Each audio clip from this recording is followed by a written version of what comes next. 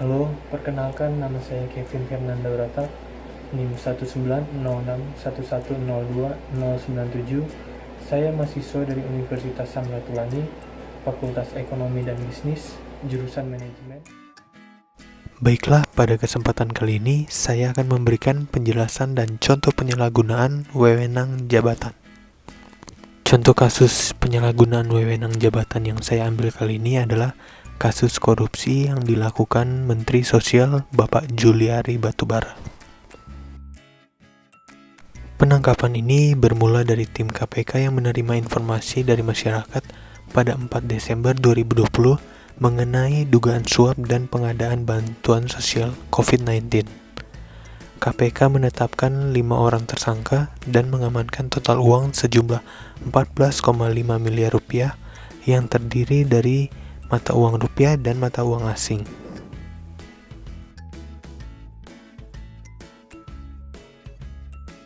Ada 2 faktor penyebab terjadinya korupsi, yaitu yang pertama ada faktor internal, yang mana faktor internal ini datang dari diri pribadi seseorang dan digolongkan dalam 2 aspek.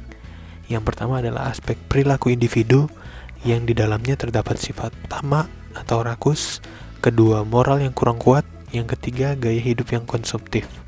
Lalu ada aspek yang kedua, yaitu aspek sosial, yang terjadi karena dorongan dan dukungan dari keluarga atau orang-orang terdekat sekitar pelaku. Lalu pada faktor kedua, yaitu faktor eksternal, terjadi karena pengaruh dari luar dan terdiri dari beberapa aspek. Aspek pertama, sikap masyarakat, lalu aspek kedua, aspek ekonomi, aspek politik, dan aspek organisasi. Seperti yang kita ketahui, dalam pemilihan menteri di Indonesia ditunjuk langsung dari presiden yang terpilih. Sehingga, dalam pandangan manajemen sumber daya manusia, presiden harus melakukan analisis jabatan terlebih dahulu kepada calon menteri yang akan ditunjuk.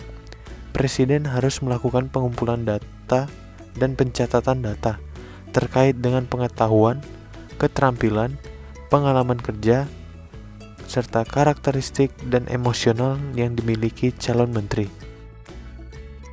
Sehingga, hasil yang didapatkan dari analisis jabatan akan membantu presiden dalam menentukan calon menteri yang berkompeten dan bertanggung jawab akan tugas yang diberikan, dan menetapkan calon menteri yang tepat atau dapat dikatakan the right man on the right place. Baiklah, sekian penjelasan dari saya. Mohon maaf apabila ada kesalahan dan kekurangan dari saya. Terima kasih.